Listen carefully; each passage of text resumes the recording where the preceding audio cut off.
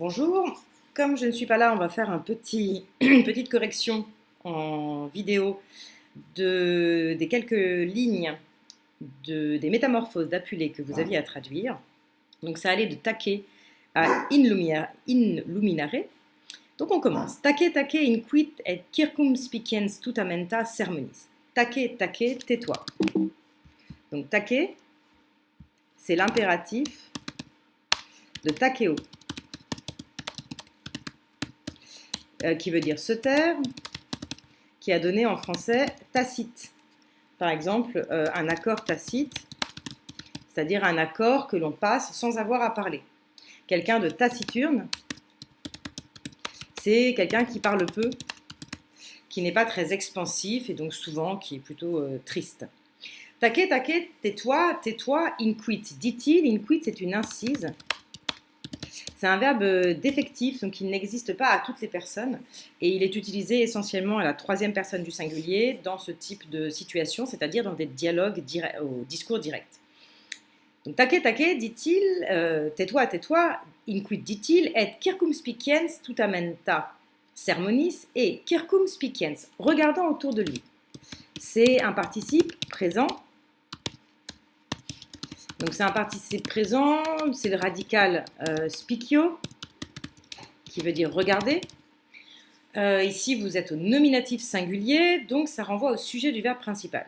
Et circumspiciens, regardant autour de soi, ça a donné en français circonspect. Circonspect, c'est méfiant. Parce que quand on regarde autour de soi, c'est qu'on se méfie de quelque chose qui va arriver. Et donc, on est méfiant.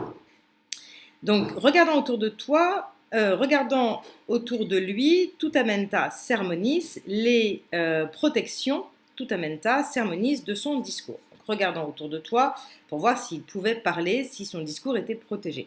Sermonis, c'est le génitif de sermo, sermonis, féminin, le discours, la parole. Je vais y arriver. Et tutamenta, ça vient de tutor, qui veut dire protéger. Un tuteur, c'est quelqu'un qui protège. Quelqu'un ou quelque chose qui protège, qui aide à grandir.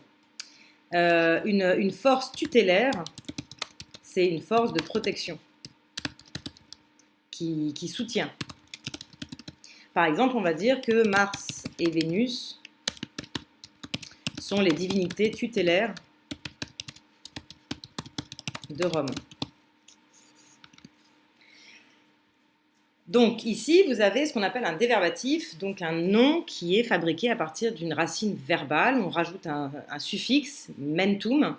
Ça a donné le suffixe en ment en français, tous les verbes, tous les noms abstraits en ment, comme agrément, comme alignement, vous voyez, aligné, alignement, parler, parlement, etc. Donc tutamenta est un accusatif pluriel, neutre, et sermonis un génitif singulier. Parce inquit in feminam divinam nequam tibi lingua intemperante noxam contraas. Parquet, veille, fais attention. C'est une formule rituelle, parquet, donc protège. C'est une formule rituelle qu'on trouve dans les prières. En général, on a parquet, précor. Protège, je t'en prie, ceci ou cela. Donc c'est une formule de prière. Donc méfie-toi, protège sous-entendu toi, in feminam divinam, contre cette femme divine, contre cette femme qui a un pouvoir divin.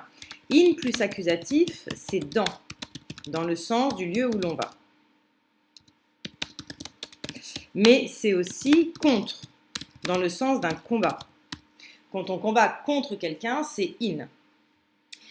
Donc, protège-toi contre cette femme qui a un pouvoir divin, contra as, et là on a un subjonctif qui en fait dépend dans une forme un peu libre, c'est un système subordonné sans subordonnance, c'est du discours oral, donc c'est très fréquent, c'est une formule qu'on trouve par exemple dans les pièces de théâtre.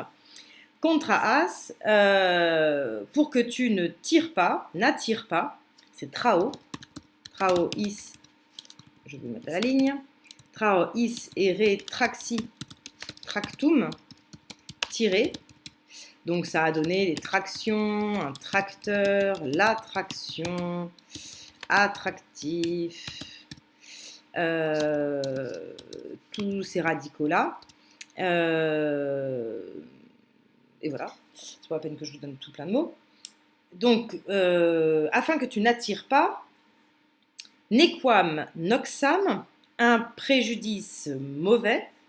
Donc, nequam, c'est un adjectif un peu particulier parce que c'est un adjectif invariable. Donc ça, vous devez aimer, parce que pour une fois, on a un mot qui ne se décline pas. Donc c'est un adjectif, mais il a toujours cette forme-là, nequam, mais ça veut dire mauvais, qui ne vaut rien, etc. Et noxa, c'est le tort, le préjudice, le dommage. Donc afin que tu n'attires pas un dommage néfaste, négatif, tibi sur toi. Donc tibi, c'est tout, té, toui, tibi, té, le pronom personnel deuxième personne du singulier. Donc ici, on est au datif, c'est cette forme-là, tibi. Afin que tu n'attires pas contra as. Donc contra as, ici, c'est du subjonctif présent, puisque vous avez vu que c'était un verbe de la troisième conjugaison. Trao, is, ere, comme l'ego, avec un changement de radical au parfait, ce qui est normal à la troisième conjugaison.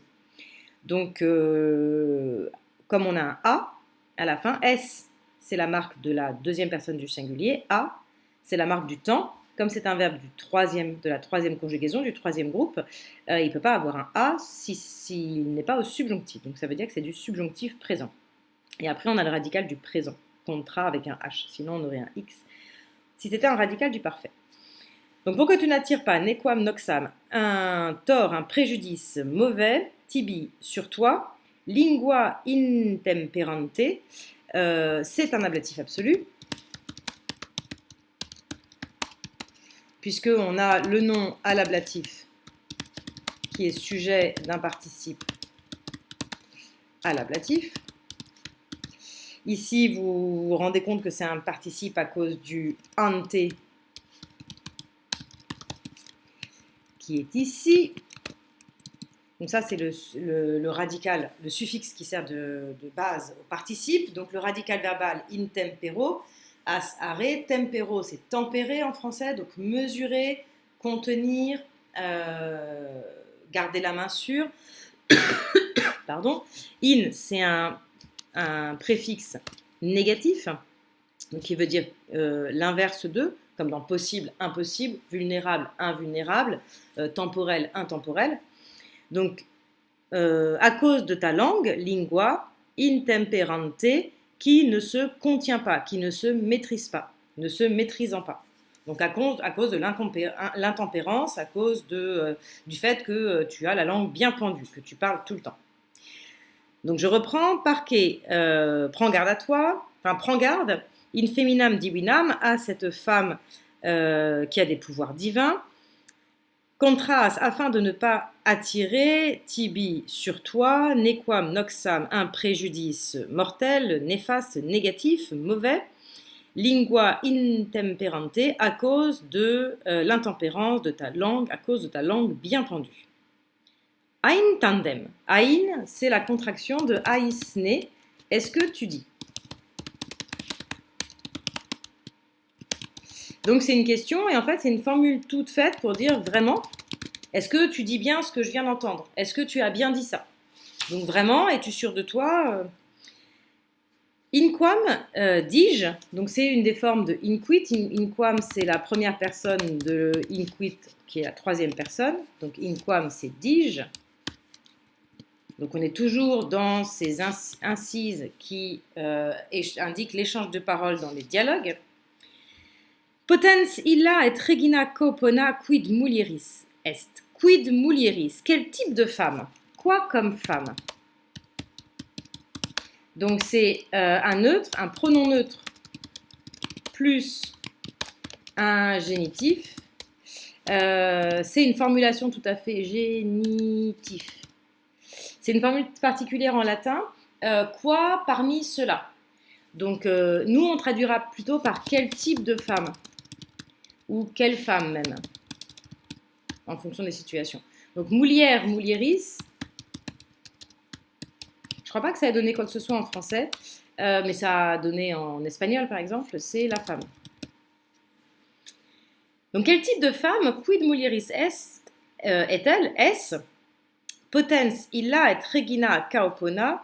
Donc, quel type de femme est cette illa, cette caopona aubergiste, cabaretière, cette tenancière d'auberge, cette aubergiste potens puissante est regina et qui se comporte comme une reine et royale.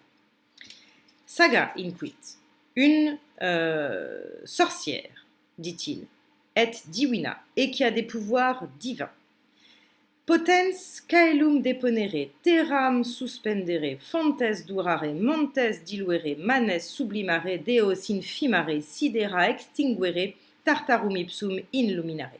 Je vous rappelle que Apulée était professeur de rhétorique, et d'ailleurs vous n'avez peut-être pas fait attention parce que son roman est très léger sur le début. Il y a des vrais enjeux philosophiques, spirituels, religieux dans son roman qu'on étudiera quand on étudiera un passage de la fin.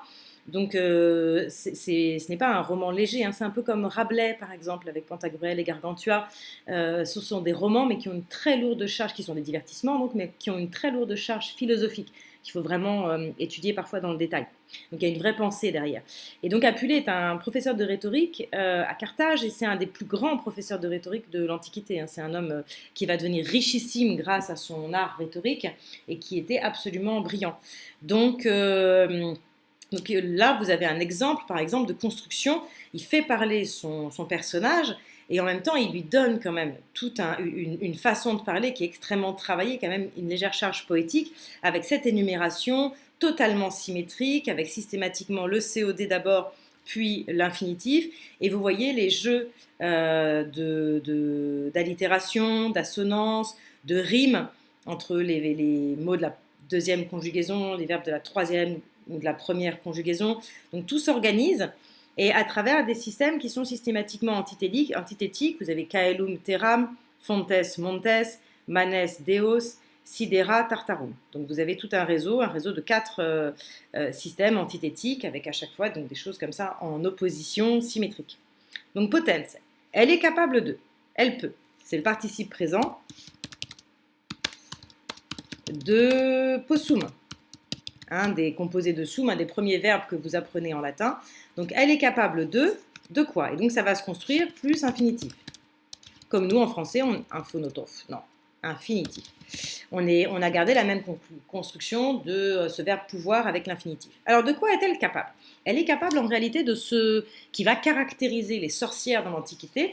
Donc on a les mêmes descriptions par exemple quand des textes sont consacrés à Circé, quand des textes sont consacrés à Médée, donc les grandes magiciennes de l'Antiquité. Donc que doit savoir faire une magicienne, une sorcière pour garder son estampille, son étiquette de magicienne? Eh bien elle doit savoir faire descendre le ciel. Deponere caelum. Donc caelum, on a gardé nous le mot en français. Alors on ne l'entend plus dans ciel, donc c'est un mot neutre, mais on l'entend dans céleste. La diphtongue, le cae, elle est ici, dans le C de céleste. Et avec le L qui fait partie du radical de ciel. Donc elle a bougé dans ciel, mais on le retrouve dans céleste. Parce qu'au Moyen-Âge, ces diphtongues ae, quand latin reconstitué, on prononce ae, on les prononçait che. Donc le caelum, en latin médiéval, ça va se dire celum. Vous voyez, on est passé de caelum à celum, de celum à ciel, et de ciel à ciel. Donc, que peut-elle faire? Déponere, donc pono, poser, de haut en bas. Donc elle va déposer, comme vous voyez, on dit par exemple qu'on dépose une toiture, ou qu'on dépose un tableau, c'est-à-dire qu'on le décroche, on l'enlève de haut et on le met vers le bas. Donc elle va déposer le ciel, elle va faire descendre le ciel, et à l'inverse, suspendere terram, elle va suspendre, pendre en faisant remonter, terram, la terre. Donc elle va être capable d'inverser le rapport entre le ciel et la Terre. Donc elle va pouvoir jouer sur les éléments cosmiques. Il faut un pouvoir assez important. On sait que Médée peut faire ça par exemple. Fontes durare. Elle va pouvoir faire durcir fontes, les sources, les eaux. Alors fontes, il faut faire attention parce que c'est fons, fontis, c'est masculin. Et c'est un vrai faux ami, ça, parce qu'en français, on a tout cet imaginaire de la source comme une entité féminine, et puis le mot fontaine, etc., est un mot féminin. En plus, c'est vraiment pas un copain, parce que il a deux consonnes radicales, vous voyez, nt, fontis. Donc c'est la fontaine, la source. Ça peut même vouloir dire la rivière aussi, hein, des fois. Et donc c'est un faux imparisyllabique. Donc le génitif pluriel est en yum.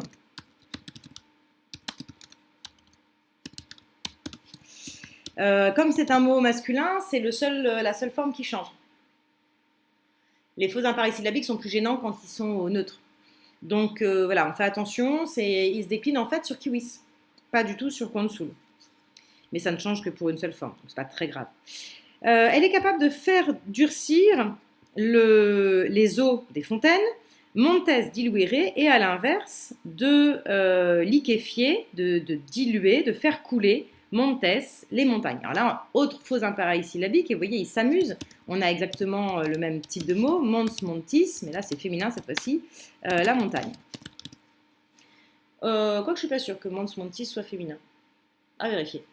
Et vous voyez, la symétrie est parfaite puisqu'on a des mots qui fonctionnent exactement sur le même type de construction. Avec en plus, vous avez remarqué, la concordance des volumes verbaux.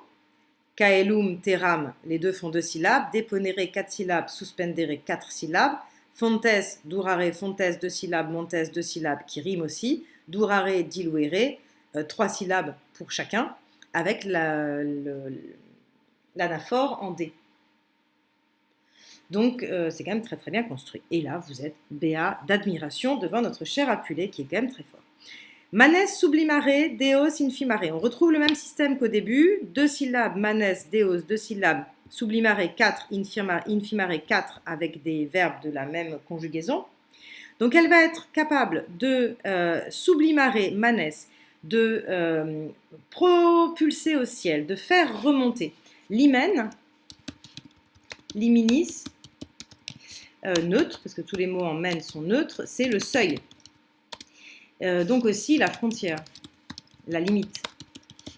Ça donne un texte liminaire. C'est un texte qui débute. C'est le premier texte d'un corpus. Et ce qui est préliminaire, par exemple, faire une remarque préliminaire, c'est avant le début. Mais il n'y a pas post-liminaire. Hein. Voilà, ça n'existe pas. Donc l'hymen, le seuil, et elle va donc toujours ce mouvement de bas en haut, elle va faire passer aux manes. Donc les manes, c'est les divinités des morts, les âmes des gens de la famille, les âmes des défunts. Elle va pouvoir propulser dans le ciel, faire remonter les âmes des morts. Alors ça, c'est ultra utile. C'est ce qu'on appelle la nécromancie, et c'est un peu la base. C'est un peu la base de la magie noire. Il faut être capable de le faire. Et quand les sorciers ne sont pas capables de faire ça, à ce moment-là, les héros descendent. C'est ce qu'on appelle la néquia. C'est la descente d'un héros aux enfers. En général, pour aller consulter les morts. Parce que les morts, ils ont plein de secrets, ils ont plein de connaissances, ils peuvent vous raconter pas mal de choses. Donc on descend, on va les voir. Et là, vous avez par exemple le chant 6 de mémoire de l'Odyssée, qui raconte la néquia d'Ulysse. Et puis, si vous reprenez le début de Phèdre de Racine, quand Hippolyte dit je pars, chère Théramène, et quitte le séjour de l'aimable Trézène, blablabla, et puis il va à la recherche de son père, Thésée. Et pourquoi Thésée est parti? Et Théramène pense que Thésée, il est encore parti compter fleurette à une de ses très nombreuses conquêtes. Mais en fait, pas du tout. Thésée, à ce moment-là, il est bloqué aux enfers parce qu'il est allé chercher Pirithous, son grand ami qui était mort, et donc il veut aller voir parce qu'il ne sait pas pourquoi il est mort, etc. Donc il veut aller, puis il a quand même l'intention de le ramener comme Orphée, sauf qu'on sait que ça marche jamais, mais ils peuvent aller les voir dans tous les cas, donc ils descendent. Alors Hercule va descendre aux enfers aussi, donc il y en a tout plein comme ça, des héros, d'épopées qui descendent aux enfers. Mais les sorcières, elles sont capables, elles, de faire remonter les morts. Donc, vous avez des scènes fameuses de nécromancie. Et par exemple, bon, vous en fichez un peu, mais dans Saul le Furieux, qui est une pièce hyper sympa de Jean de la Taille, un auteur dont vous n'avez jamais entendu parler, mais qui est un des grands auteurs du renouveau de la tragédie au XVIe siècle, une tragédie de la Renaissance, fin XVIe, début XVIIe siècle, ce qu'on appelle la tragédie baroque. Dans les tragédies, la tragédie renaissante, enfin humaniste et la tragédie baroque, eh ben, ils reprennent toutes ces scènes des pièces à grand spectacle de la tradition antique, surtout de la tradition romaine, et là, il va reprendre une histoire biblique, pardon. Et donc Saul, c'est David, le roi David, et David va commettre la faute de, pour connaître des secrets, aller voir une nécromancienne, une sorcière, et il y a une scène fameuse dans la pièce de nécromancie pendant laquelle la sorcière va justement faire bouger les étoiles, etc. Donc vous imaginez ce qu'il faut comme effets spéciaux au théâtre pour faire ce genre de choses. Elle va réussir à faire bouger les étoiles, et puis elle va surtout faire revenir l'âme, le spectre du défunt que Saul, donc non juif de David, va... Attends, je suis pas sûre que Saul... parce que Saul, c'est Paul, mais là, Saul, c'est... Ou alors, il a tué David. Ah, faut que je reprenne. Attendez, Saul, c'est qui? Bon, ça me reviendra. C'est pas très grave. Je vérifierai avant qu'on retourne en cours. Et... je réfléchis en même temps, mais il faut que j'arrête de réfléchir. Et donc, et vous avez d'autres scènes fameuses de nécromancie, par exemple, dans Hamlet, quand il va aller voir quand il va susciter le spectre, ou enfin, dans plein d'autres de pièces de Shakespeare, dans Le Roi Lear, par exemple, vous avez les 3 sorcières qui interviennent. Et Sidera extinguere, donc elle va être capable d'éteindre les étoiles quand on a une soif inextinguible. C'est qu'on ne peut pas apaiser. C'est du français. Hein. Voilà, et ça donne extinction. Quand vos parents vous disent le soir, allez, extinction des feux. Donc nous on a gardé éteindre. Vous voyez ces mots en G là, on les a pas conservés en général. Donc on les a transformés en il est là le i. On les a transformés en cette extraordinaire diphtongue nasalisée dans ces verbes que vous adorez conjuguer en français, mais on a gardé le radical dans extinction. Vous voyez le vrai radical, parce que tous ces verbes en ge, ils font ting-si, ting-tum. Parce que ge, c'est la même lettre, vous vous souvenez? Enfin, nous, on ne se rend pas compte parce que le C, souvent, on le prononce comme un S, et le G, des fois, comme un J. Mais c'est vraiment ce qu'on appelle les gutturales, donc c'est les occlusives. Occlusive, ça veut dire qu'on bloque l'air avant de le relâcher. Et guttural, ça veut dire qu'on les prononce dans la gorge. Que, ge. Et donc, elle fonctionne en binôme. Donc, le G va se transformer en C. Mais mais au parfait, il va se transformer en X parce qu'il va être siffloté. Donc, attendez, on va changer ça.